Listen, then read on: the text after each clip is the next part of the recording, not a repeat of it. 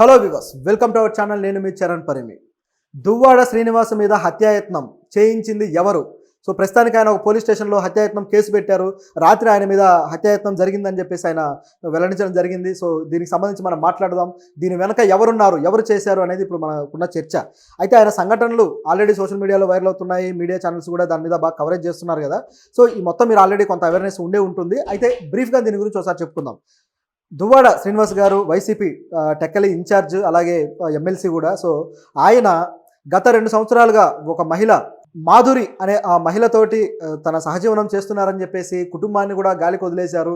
కుటుంబంతో సంబంధాలు తెంచేసుకున్నారు, ఏమాత్రం పట్టించుకోవట్లేదని చెప్పేసి ఆయన భార్య అలాగే ఆయన కూతురు ఇద్దరు ఈ విధంగా ఆరోపణలు చేశారు. మీడియా ముందుకు వచ్చి ఆయన ఎక్కడున్నాడని వెతికే ప్రయత్నంలో ఆయన సొంతగా కట్టుకున్న ఇంటికి వచ్చేసి అక్కడే ఆయన లోపల ఉన్నాడని చెప్పేసి, నాన్న బయటికి రా అని చెప్పేసి ఆయన కూతురు చాలాసార్లు అడగటము, రిక్వెస్ట్ చేయడము, అలాగే గట్టిగా గోల చేయడం కూడా జరిగింది. సో ఇదంతా అయిన తర్వాత రాత్రి అంతా కూడా వాళ్ళు అక్కడే ఉన్నారు.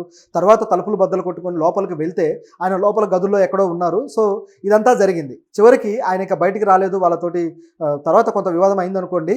సో ఇదంతా రచ్చ అయిన తర్వాత వీళ్ళు ఇప్పటికీ కూడా అక్కడే ఉండి మా నాన్నను మేము కలవాలి, మాట్లాడాలి అని చెప్పేసి అక్కడే వీళ్ళు ఒక షెల్టర్లో బెడ్స్ అవన్నీ వేసుకొని ఎదురు చూస్తూ ఉన్నారనమాట. ప్రస్తుతానికి కూడా అలాగే వాళ్ళు అక్కడే ఉండి వెయిట్ చేస్తూ ఉన్నారు. ఇదిలా ఉండగా అనేక పరిణామాలు దీంట్లో కొన్ని ప్రశ్నలు లేవనెత్తుతున్నాయి. అసలు ఈ సంఘటనలో ఆ మాధురి అనే ఆవిడ ఏమో మీడియాలోకి వచ్చింది. ఆవిడ కూడా కొన్ని విషయాలు వెల్లడించారు. అలాగే ఈ కూతుర్లు కూడా, శ్రీనివాస్ కూతుర్లు కూడా కొన్ని విషయాలు వెల్లడించారు. అలాగే శ్రీనివాస్ కూడా దీని మొత్తంలో జరిగిన సంఘటనలు వేరు అని చెప్పేసి ఆయన ఒక ఇంట్రెస్టింగ్ ఫ్యాక్టర్ ఒకటి చెప్పారు. సో ఇవన్నీ బయటకు వచ్చాయన్నమాట. దీంతో పాటు ఇప్పుడు సడన్గా ఆ హత్యాయత్నం కేసు కూడా బయటకు వచ్చింది. మొదటగా ఆయన భార్య వెర్షన్ చూస్తే, శ్రీనివాస్ గారి భార్య వెర్షన్, ఆవిడ నా భర్త దాదాపు 2 సంవత్సరాల నుంచి మాతో సరిగా లేరు, సో దూరంగానే ఉంటున్నారు, ఆవిడ వల్లో పడ్డాడు, సో ఆవిడతోనే ఉంటున్నారు అని చెప్పేసి ఆవిడ ఆరోపణ.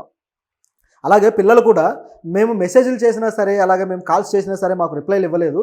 చివరికి ఇక ఆయన నాతోటి మీకు సంబంధం లేదు, నేను మీ తండ్రినే కాదు, అసలు మీ మీద నాకు ఎలాంటి ఎమోషన్ కానీ ఏది కూడా లేదు అని చెప్పేసి ఫోన్లో చెప్పినట్టుగా ఆయన కూతురు కూడా వెల్లడించారు. ఒక తండ్రి ఇంత దారుణంగా కూతురుతోటి అనుబంధాలు తెంచుకోవాలని ఎందుకు ఆలోచిస్తాడు? సో ఇది చాలా దారుణంగా కనపడుతుంది. నిజానికి ఆ కూతురు కూడా ఎందుకు వచ్చారు అంటే, ఆవిడకి గతంలో పెళ్ళయింది గత సంవత్సరం. సో ఆ పెళ్ళి అయిన టైంలో కుటుంబం అంతా బాగానే ఉంది. తర్వాత ఈ విషయం ఎప్పుడైతే ఇట్లా ఇంటర్నల్ సర్కిల్స్లో బయటకు వచ్చిందో, మీ నాన్న ఈ విధంగా చేస్తున్నాడు, ఇదేం పని అని చెప్పేసి అత్తగారి ఇంట్లో కాస్త ఆవిడ్ని ప్రశ్నించడము, దాంతో ఆవిడ పరువు పోతున్నట్టుగా ఫీల్ అయ్యి ఈవిడ ఇట్లా వచ్చాను, ఇట్లా అడుగుతున్నానని చెప్పేసి అన్నారు. అయితే ఇక్కడ 2 ప్రశ్నలు. వాళ్ళ ఫాదర్ కుటుంబానికి దూరంగా ఉండటము, పిల్లలకు ఆ విధమైన తండ్రి ప్రేమను దూరం చేసుకోవడము, అట్లా మీకు సంబంధమే లేదు అని చెప్పడం అనేది పిల్లలకు సంబంధించి ఒక మానసిక వేదనకు గురి చేసేది. ఇది ఖచ్చితంగా తప్పుపట్టాల్సిందే. ఏ ఫాదర్ కూడా ఈ విధంగా ప్రవర్తించరాదు. అయితే ఒక వ్యక్తి తన ఇండివిజువల్గా ఎవరితోటి రిలేషన్లో ఉండాలి, ఎవరితో సహజీవనాలు చేయాలి, ఎవరిని ప్రేమించాలి అనేది పూర్తిగా ఆ వ్యక్తి వ్యక్తిగత విషయం. దాన్ని ఏ అత్తమామలో, లేకపోతే అల్లుల్లో, లేకపోతే బామర్దులో ఎవడో వచ్చి క్వశ్చన్ చేయాల్సిన అవసరం అయితే ఏమాత్రం లేదు. ఎందుకంటే ఆవిడ అత్తమామలు ఆవిడ పర్సనల్ విషయాల్లో క్వశ్చన్ చేయాలి. కానీ ఇంట్లోనో తాత ముత్తాతల టైంలోనో ఏదో జరుగుతూ ఉంది, దానికి సంబంధించి నువ్వు నాకు రెస్పాన్సిబిలిటీ తీసుకొని సమాధానం చెప్పు అని చెప్పేసి ఈవిడ్ని దెప్పిపడవటం అనేది సరైంది కాదు. అయితే తండ్రి విషయంలో ఈ వివాదం సంబంధించి ఆవిడ మరి అత్తగారింట్లో నిజంగా అన్నారా, లేకపోతే ఈ వివాదాన్ని ఏదో విధంగా ముందుకు తీసుకెళ్ళాలి కాబట్టి తను మానసికంగా కృంగిపోతున్నారు కాబట్టి సో అందుకు ఆ విధంగా చెప్పారా అనేది ఇక క్లారిటీ రావాల్సింది. కానీ అవతల వ్యక్తులకైతే ఆ హక్కే లేదు నిజానికి మాట్లాడుకుంటే. సరే, ఇది ఈ విధంగా ఉంటే మాధురి గారే వచ్చేసి ఇక మాది అడల్టరీ, అంటే మేము శారీరక సంబంధం పెట్టుకోలేదు కాబట్టి ఎవరైనా ఎందుకు తప్పు పట్టాలి, ఆ కుటుంబ సభ్యులు తప్పు పట్టడానికి మా మధ్య ఏముంది అని చెప్పేసి ఆవిడ క్వశ్చన్ చేస్తున్నారు. సో ఇప్పుడు ఇద్దరు వ్యక్తులు కలిసి ఉన్నప్పుడు, ఆ కుటుంబం నుంచి ఆయన దూరంగా విడిపోయి ఉన్నప్పుడు కుటుంబంలో ఒక గ్యాప్ అనేది ఏర్పడుతుంది. సో అన్యోన్యంగా భార్యాభర్తలు కలిసి ఉండాలి. కానీ వేరే వ్యక్తులతో ఉండటం వల్ల ఖచ్చితంగా అది ఆ కుటుంబానికి ప్రశ్నించే అవకాశమే కదా. వాళ్ళు అట్లా వదులుకొని ఆ వ్యక్తిని ఎందుకు అలా ఉంటారు? సో వాళ్ళు ఖచ్చితంగా రియాక్ట్ అవుతారు. రియాక్ట్ అయ్యే బాధ్యత కూడా వాళ్ళకు ఉంటుంది. ముఖ్యంగా ఆయన కూతురు అయితే ఆవిడ అసలు మీరు ఎందుకు ఇలా రియాక్ట్ అయ్యారు, ఏం జరిగిందని అడిగితే, మాకు మొదటిసారి ఆవిడతోటి చాటింగ్ చేసిన చాటింగ్స్ అన్నీ కనపడ్డాయి, అవి దృష్టిలో పెట్టుకొని మేము మా ఫాదర్ని ఫస్ట్ టైం అడిగాము. సో అడిగినప్పుడు ఆయన అలాంటిది ఏం లేదమ్మా, దేవుడి మీద ప్రమాణం చేస్తున్నా అని చెప్పేసి మా ఫాదర్ మాతోటి అన్నారు. అన్న తర్వాత మాకు కొన్ని అనేక విషయాలు తెలిసాయి. సో తెలిసిన తర్వాత మేము కన్ఫర్మ్ చేసుకొని తర్వాత ఇంట్లోంచి కూడా ఆయన క్వశ్చన్ చేస్తున్నామని చెప్పేసి ఇంట్లోంచి వెళ్ళిపోయి ఇక తిరిగి రాలేదు, మీతోటి సంబంధమే లేదన్నాడు అని చెప్పేసి కూతురు చెప్తుంది. కుటుంబము దీనివల్ల డిస్టర్బ్ అయిన విషయం ఈ విధంగా కనపడుతుంటే ఆవిడ వ్యాఖ్యలు మాత్రం ఇట్లా ఉన్నాయన్నమాట. ఎవరైనా ఎందుకు తప్పు పట్టాలన్నట్టుగా.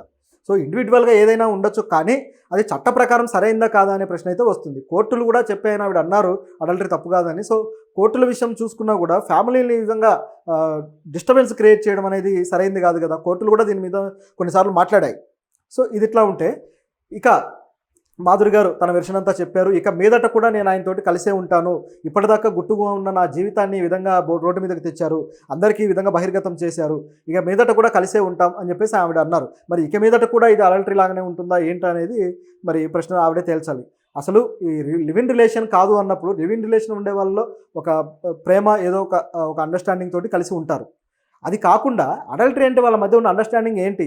ఒక ఫిలాసఫర్ గైడు అంటే ఫిలాసఫర్ గైడ్ తోటి కలిసి ఎవరైనా జీవితాన్ని పంచుకుంటూ జీవిస్తారా అనేది ప్రశ్న. సో ఈ విధంగా ఉన్నాయన్నమాట క్వశ్చన్లు. ఏ ప్రేమ మీ మధ్య లేదా అంటే దానికి కూడా ఆవిడ నవ్వారు, సమాధానాలు కూడా పెద్దగా చెప్పలేదు. అంటే ప్రేమ ఏది లేకుండా కలిసి ఉండటం ఏంటి అనే ప్రశ్నకి అయితే మా సమాజంలో ఖచ్చితంగా వస్తుంది. ఒక రాజకీయ నాయకుడు సో ఈ విధంగా జనాలకు ఏం మెసేజ్ ఇస్తున్నారు అనే ప్రశ్న అయితే వస్తుంది కదా. సో ఆ విధంగా ఉందన్నమాట. ఇకపోతే శ్రీనివాస్ గారు కూడా తన వెర్షన్ వినిపించారు. సో ఆయన వెర్షన్ ఏంటి, దాని తర్వాత ఏం జరిగింది అనేది గమనిస్తే, దువ్వాడ శ్రీనివాస్ గారు మొత్తం ఈ ఇష్యూ అంతా అయిన తర్వాత ఆయన ఈ ప్రెస్ మీట్లో కొన్ని విషయాలు పంచుకున్నారనమాట. రాత్రి నుంచి నా పిల్లలు నా మీద దాడి చేయడానికి ప్రయత్నించారు, వాళ్ళు వచ్చేసి మొత్తం అంతా ధ్వంసం చేస్తూ ఉన్నారు ఇక్కడ, సో నా మీద దాడి చేసేవాళ్ళు అని చెప్పేసి ఆయన అన్నారు. పైగా మా మధ్య కేవలం ఒక మామూలు అనుబంధం మాత్రమే ఉంది అని చెబుతూనే ఆయన భార్యతోటి ఉన్న ఏదైతే సమస్య ఉందో, వాళ్ళిద్దరి మధ్య ఆలుమగల మధ్య ఉన్న అండర్స్టాండింగ్ ప్రాబ్లం కావచ్చు, వాళ్ళు ఉన్న గిల్లి కజ్జాలు కావచ్చు, ఇవన్నీ కూడా ఆయన ఏకరువు పెట్టాడనమాట. సో దీన్ని బట్టి గమనిస్తే వాళ్ళ మధ్య అంతర్గతంగా వేరే విషయాలు అనేకం ఉన్నాయి, అవి దీని మీద ఫోకస్ అయినట్టుగా ఉంది. సో ఆయన ఏమన్నారంటే, నా భార్య వాణికి కూడా ఆవిడ రాజకీయ నాయకురాలుగా ఎదగాలని, తన ఆధిపత్యాన్ని చూపించుకోవాలన్న కోరిక విపరీతంగా ఉంది, అది చాలా కాలంగా ఉంటూ వస్తుంది. కాబట్టి నేను ఎక్కడైనా రాజకీయ ప్రాబల్యాన్ని నాది చూపించుకున్నప్పుడు ఆవిడ ఎప్పుడు అడ్డు తగులుతూ వచ్చేవాళ్ళు, నాకు ఏదైనా పార్టీలో ఎమ్మెల్యే టికెట్ ఇస్తారు అని చెప్పేసి నేను ప్రయత్నిస్తున్న టైంలో నీకు కానీ టికెట్ ఇస్తే నిన్ను ఓడించడానికే నేను ప్రయత్నిస్తాను, ఆ ఓట్లు నీకు పడకుండా చేస్తానని చెప్పేసి ఆయనతోటి సవాల్ చేశారట. భర్త గెలవాలని ఏ భార్య అయినా కోరుకుంటారు, మరి ఎందుకు సవాల్ చేశారనేది ఇప్పుడు వచ్చిన ప్రశ్న. నిజంగా ఆయన గెలవకూడదు అని కోరుకునే వ్యక్తి అయితే ఆవిడెందుకు చురుగ్గా రాజకీయాల్లో ఆయనతో పాటు కలిసి పాల్గొన్నారు? రెండోది, ఆవిడ కావాలనుకుంటే వేరే పార్టీలో జాయిన్ అవ్వచ్చు, తనకంటూ సొంతంగా ఒక ఇమేజ్ తెచ్చుకోవచ్చు. అలా కాకుండా ఆయన గెలుపు కోసం ఎందుకు పోరాడారు? అదేవిధంగా వేరే మహిళతోటి ఈయనకి 2 ఏళ్లుగా నడుస్తూ ఉన్నప్పుడు మరి గత ఎలక్షన్ టైంలో, మొన్న జరిగిన ఎలక్షన్ టైంలో ఆవిడ ఎందుకు బయట పెట్టలేదు? నిజానికి ఆయన్ను రాజకీయంగా పతనం చేయాలనుకుంటే బయట పెట్టచ్చు కదా, మరి ఎందుకు పెట్టలేదు అనే ప్రశ్నలు కూడా వస్తున్నాయి. సో ఈయన చెప్పేది ఎంతవరకు వాస్తవం అనేది అయితే డౌట్ ఉంది. సో ఆవిడ ఈ విధంగా అడిగి చివరికి ఆయన గురించి లేనిపోనివన్నీ జగన్ గారికి చెప్పి, ఇట్లా ఈ విధంగా చేస్తున్నాడు, ఎఫ్ఐఆర్లు ఉన్నాయి అది ఇదని చెప్పి ఆయనకున్న రాజకీయ ప్రాతినిధ్యాన్ని తగ్గించేసి అక్కడ ఇన్ఛార్జిగా, టెక్కల్లో ఇన్ఛార్జిగా ఆవిడ బాధ్యతలు తీసుకున్నారట. సో ఇది ఇక్కడ జరిగింది. సో ఇదంతా కూడా తన అధికారాన్ని చూపించుకోవడానికి చేశారు అని చెప్పేసి ఆయన అంటున్నారు. అలాగే నెక్స్ట్ కూడా ఆవిడ రాజకీయంగా ఎదగడం కోసమే ఈరోజు ఈ విధంగా ఆరోపించారు అని చెప్పేసి ఆయన అన్నాడు. ఆవిడకి కేవలం రాజకీయపరమైన ఇలాంటి ఆకాంక్ష మాత్రమే ఉన్నట్టయితే మరి మీ అనుబంధాన్ని ఆవిడ ఏమైనా సమర్థిస్తున్నారా? మీ అనుబంధం విషయంలో ఆవిడ ప్రశ్నించారే తప్పితే మరో విషయంలో ప్రశ్నించలేదు. కేవలం ఈ అనుబంధం విషయంలో ఒకవేళ ఆవిడకి అంగీకారం ఉండి కేవలం రాజకీయపరమైన సమస్య ఉంటే ఆయన వదిలించుకొని కూడా ఆవిడ ప్రయత్నించేవాళ్ళు కదా.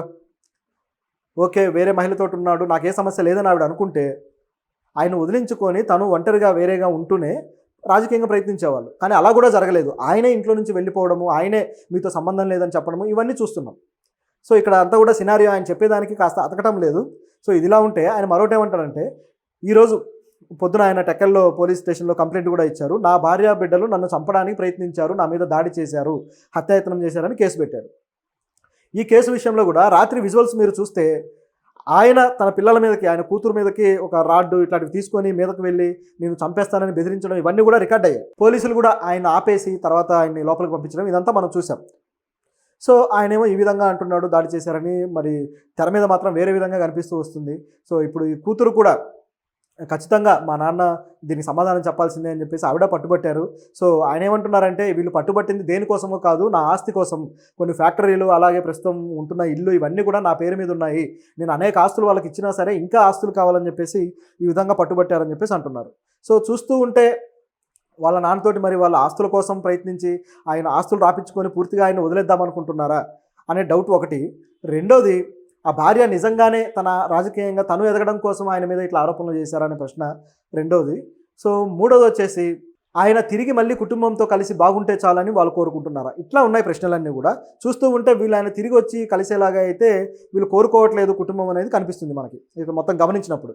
ఎందుకంటే ఆ కూతురు కూడా ఆయన మీద చేసిన ఆరోపణ ఏంటంటే, ఈయన ప్రస్తుతం ఎమ్మెల్సీగా ఉన్నారు, ఆయనకు బాడీ గార్డ్స్ ఉన్నారు, సో మేము ఏ విధంగా దాడి చేస్తాము, అసలు ఇలాంటి ప్రజాప్రతినిధి ప్రజలకు ఏం మేలు చేస్తాడు, వేరే మహిళలతో సంబంధాలు పెట్టుకున్న వ్యక్తి అని చెప్పేసి ఆవిడ కూడా అన్నారు. సో ఈ విధంగా ఆవిడ మాట్లాడి ఆ పదవిని తీసేయండి, ఎమ్మెల్సీ పదవి నుంచి ఆయన తొలగించండి అని చెప్పేసి జగన్కి విజ్ఞప్తి కూడా చేశారు. అంటే ఆయన రాజకీయంగా తన పదవులు వదిలేసుకొని ఇంట్లో కూర్చోవాలని వీళ్ళు ఎందుకు కోరుకుంటున్నారు అనేది ఇప్పుడు ప్రశ్న. మరి వీళ్ళు కూడా తిరిగి తండ్రి మీద ఏమైనా హత్యాయత్నం కేసు పెడతారా? ఒకవేళ ఆ విధంగా పెడితే మాత్రం ఇక చాలా ఘోరమైన పరిస్థితి ఆ కుటుంబంలో చోటు చేసుకుంటుందని చెప్పక తప్పదు. సో ఈ మహిళ మాత్రం, మాధురి గారు మాత్రం ఆయనతోటి నేను తర్వాత కూడా కలిసే ఉంటున్నాను అన్నారు. దాని విషయంలో వాళ్ళు ఒక క్లారిటీ ఇస్తే ఇంకా బాగుంటుంది. కూతురు కూడా అదే అన్నారు. వాళ్ళు ఒకవేళ పెళ్లి చేసుకొని ఒక అండర్స్టాండింగ్తో ఉంటే అది వేరేగా ఉండేది, కానీ ఈ విధంగా చేయడం వల్ల మా పరువులు పోతున్నాయి కదా అని చెప్పేసి ఈవిడ అంటున్నారు. సో మరి ఇది ఎంత దూరం వెళ్తుందో చూడాలి. సో ఆయన రాజకీయ భవిష్యత్తుకి ఇది ఏమన్నా అడ్డంకిగా మారే ఛాన్స్ ఉందా? ఆల్రెడీ కొన్ని పత్రికలు అయితే ఇక వైసీపీలో అందరూ ఇలాంటి వాళ్ళే ఉన్నారా, మొన్నేమో విజయసాయిరెడ్డి చూసాము, ఇప్పుడేమో ఈయన చూస్తున్నాము, ఈ విధంగా వైసీపీ నుంచి ఒక్కొక్క నాయకుడు తమ రాసలీలన్నీ బయట పెడుతూ వస్తున్నారే అని చెప్పేసి మీడియా కూడా బాగా హడావుడి చేస్తూ వస్తుంది. సో ఇదంతా కూడా జగన్కి వ్యతిరేకంగా మారే పరిస్థితే. అయితే ఈయన వాళ్ళతో పాటు టీడీపీ కూడా వచ్చింది, టీడీపీ నాయకులు కూడా వచ్చారు, వీళ్ళందరూ కలిసి నన్ను ఈ విధంగా బుక్ చేయడానికి ప్రయత్నించారు అని చెప్పేసి అన్నాడు. అయితే దీంట్లో కొన్ని విషయాలకు మనకు క్లారిటీ రావాల్సింది. ఒకటి వచ్చేసి అడల్టరీ అనేది చట్ట ప్రకారం తప్ప కాదా అనేది ఒక ప్రశ్న. అయితే తర్వాత వచ్చేసి ఆవిడ చెప్పిన తర్వాత కూడా మేము ఇలాగే కలిసి ఉంటామని చెప్పినది అది చట్ట ప్రకారం ఏ విధంగా ఆమోదయోగ్యం అవుతుంది? రెండోది, ఈ వాణి గారికి అలాగే వాళ్ళ పిల్లలకి ఏ విధంగా న్యాయం జరుగుతుంది? సో భార్యాభర్తల మధ్య ఇప్పుడు పూర్తిగా వాళ్ళు విడిపోయినట్టు అయింది కాబట్టి ఇది లీగల్గా ఇంకా జరగలేదు, విడాకులు ఎవరు తీసుకోలేదు. సో విడాకులు తీసుకోకుండా మరి ఈ విధంగా ఉంటే ఇది తప్ప కాదా అనే చర్చలు అయితే ఇప్పుడు ప్రశ్నలు ఉన్నాయి. సో దీనికి సంబంధించిన క్లారిటీ తీసుకోవడం కోసం మనతోటి ఇప్పుడు ఒక వ్యక్తి ఉన్నారు. Doctor B R Ambedkar law college నుంచి అసిస్టెంట్ ప్రొఫెసర్ శైలజ గారు ఉన్నారు. సో ఆవిడని అడిగి కొన్ని విషయాలు మనం తెలుసుకుందాం. శైలజ గారు నమస్తే. నమస్తే అండి. ఈ విషయంలో ఆవిడ మాధురి గారు వచ్చేసి ఈ విధంగా అంటే మేము అడల్టరీలో ఉన్నాము, మాది లివ్ ఇన్ రిలేషన్ కాదు అని చెప్పేసి అంటున్నారు. సో అడల్టరీ అంటే ఏంటి, అది తప్పు కాదా, చట్టం ఏం చెబుతుంది? ఇప్పుడు ఈ దువ్వాడ శ్రీనివాస్ గారి విషయంలో ఎవరైతే ఈ మాధురి అన్న ఆవిడ చెప్తున్న మాటల ప్రకారము మేము మా మధ్య ఉన్నది లివ్ ఇన్ రిలేషన్షిప్ కాదు, ఇట్స్ అన్ అడల్టరీ మాత్రమే, మా మధ్య ఎటువంటి శారీరక సంబంధం లేదు అని చెప్తున్నారు. అయితే ఇప్పుడు వచ్చిన పెద్ద ప్రశ్నగా ఏంటంటే అడల్టరీ అన్నది తప్పు కాదా, అది ఎవరైనా చేయొచ్చా? సుప్రీంకోర్టు ఏదైతే ఈ Joseph shine versus union of India కేసులో 2010లో ఎప్పుడైతే ఈ అడల్టరీ అనేది డీక్రిమినలైజ్ చేసిందో ఇటువంటి ప్రశ్నలు అండ్ ఇటువంటి సంఘటనలు కూడా చాలా ఎక్కువగా జరుగుతున్నాయి మన సమాజంలో. అయితే నాకు నచ్చిన వ్యక్తితో నేను ఉండడం తప్ప అన్న కాన్సెప్ట్ గురించి మాట్లాడుకుంటే కోర్స్ ఎవరి వ్యక్తిగత విషయాల్లో గవర్నమెంట్ కానీ వేరొక అదర్ పర్సన్ యొక్క ఇన్వాల్వ్మెంట్ ఉండడం అన్నది అది సరి అయిన చర్యగా తీసుకోకూడదు అని చెప్పి సుప్రీంకోర్టు ఈ డీక్రిమినలైజ్ చేసిన కాన్సెప్ట్ని మనం పరిశీలిస్తే అక్కడ ఏమని చెప్పింది అంటే, మనకి అడల్టరీ కింద సెక్షన్ 497లో ఏదైతే ఉందో అది మనకి ఏం చెప్తుంది అంటే ఆ సంఘటనలో పాల్గొన్న ఆ వ్యక్తి ఎవరైతే మేల్ పర్సన్ ఉన్నారో అతనికి మాత్రమే శిక్ష పడుతుంది, ఉమెన్కి ఎటువంటి శిక్ష లేదు మన ఇండియన్ పీనల్ కోడ్ ప్రకారము. అయితే ఇది ఈక్వాలిటీకి ఎగెనెస్ట్గా ఉందని, ఆర్టికల్ 14కి ఎగెనెస్ట్గా ఉందని, ఉమెన్ కూడా ఈక్వల్ ఇన్వాల్వ్మెంట్ ఉన్నప్పుడు ఉమెన్ అందులోంచి ఆ శిక్ష నుంచి తప్పించబడుతుంది, ఓన్లీ మెన్కే ఈ శిక్ష అనేది వేయడం జరుగుతుంది. కాబట్టి ఆ విషయంలో మనము ఆ కోణంలో అడల్టరీని చూడడం జరుగుతుంది. అదే కాకుండా వ్యక్తిగత విషయాల్లో ఏదైతే ఈ యొక్క స్టేట్ యొక్క ఇన్వాల్వ్మెంట్ ఉండకూడదు, నాకు నచ్చిన వ్యక్తితో నేను ఉండడం అన్నది అది నా వ్యక్తిగత విషయం అనుకున్నప్పుడు ఇక్కడ మనము 2 విషయాలను పరిశీలించాలి. ఒకటి ఏంటి అంటే అతని ఆ వ్యక్తి యొక్క సామాజిక స్టేటస్, వ్యక్తిగత విషయం గురించి మనం ఆలోచించాలి. ఇక్కడ ఈ విషయంలో చూస్తే వెదర్ ఇద్దరు వ్యక్తులు నాకు నచ్చింది, మేము ఇద్దరం కలిసే ఉంటాం అన్నప్పుడు అతని యొక్క మ్యారిటల్ స్టేటస్ అన్నది కౌంట్ అవుతుంది. ఒక ఇద్దరు వ్యక్తుల మధ్య వాళ్ళ 2 వేరు కుటుంబాలలో ఘర్షణ జరుగుతున్నప్పుడు అటువంటి సందర్భంలో నాకు నచ్చలేదు నువ్వు అని చెప్పి నేను వేరే వ్యక్తితో వెళ్ళి నేను నా యొక్క జీవనం కొనసాగిస్తాను అంటే అది ఏమాత్రం హర్షించదగ్గ విషయం కాదు. సుప్రీంకోర్టు ఏదైతే ఈ ఇంటర్ప్రిటేషన్ చేసింది, డీక్రిమినలైజ్ చేసింది, అడల్టరీ అన్నది ఇప్పుడు తప్పు కాదు అని ఎవరైతే వాదిస్తున్నారో వాళ్ళందరికీ కూడా ఇది ఒక్కటే గుర్తుంచుకోవాలి. ఆఫ్‌కోర్స్ అడల్టరీ అన్నది మనకి ఇప్పుడు అఫెన్స్ కాదు అని చెప్పుకున్నా దాని యొక్క పర్యవసానం డెఫినెట్‌గా అది అఫెన్స్ కిందకే వస్తుంది. ఎందుకంటే మనము మన యొక్క మ్యారిటల్ స్టేటస్‌ని పక్కన పెట్టి ఎటువంటి కోర్టు వివాదాల్లో మనము ఉండకుండా డైరెక్ట్ వెళ్ళి నాకు ఆ వ్యక్తి నచ్చారు అని చెప్పి ఆ వ్యక్తితో నేను సహజీవనం చేయడం అన్నది కోర్టు ఏమాత్రం హర్షించదగ్గ విషయం కాదు. అండ్ ఇంకొక విషయం ఏంటంటే ఏదైతే ఈ కోర్ట్స్ ఇంటర్ప్రిటేషన్ ఇచ్చాయో ఆ పర్టిక్యులర్ సర్కమ్స్టెన్సెస్లో ఆ పర్టిక్యులర్ కేసుకు సంబంధించి మనము ఆ ఇంటర్ప్రిటేషన్ని మనం అనలైజ్ చేసుకోవాలి.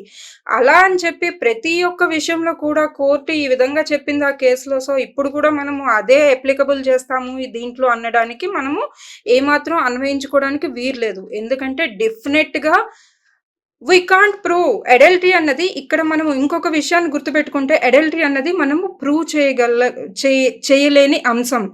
మరొక విషయం ఆమె ఏమన్నారంటే మేము కలిసి ఉన్నాము ఒకే ఇంట్లో ఉన్నంత మాత్రాన మా మధ్య శారీరక సంబంధం లేదు. So it is very difficult to prove that adultery. If the adultery decriminalize అవ్వకముందు కూడా అడల్టరీ అన్న కాన్సెప్ట్ని మనం ప్రూవ్ చేయాలి అంటే అది చాలా డిఫికల్టీతో కూడిన విషయం. ఒక physical intimacy between the 4 walls అన్నది we can't prove. So how we can prove, how we can justify that adultery అన్న offense ని మనం ఏ విధంగా జస్టిఫై చేస్తాము అంటే basing upon the circumstantial evidence. So మనకి సర్కమ్స్టెన్షియల్ ఎవిడెన్స్ షో చేసినట్లయితే మనము దాన్ని డెఫినెట్గా నమ్ముతాము. సో ఈవెన్ దో అడల్టరీ అన్నది కోర్టు డీక్రిమినలైజ్ చేసినా కూడా ఇటువంటి చర్యలు ఏ విధంగానూ హర్షణీయం కాదు.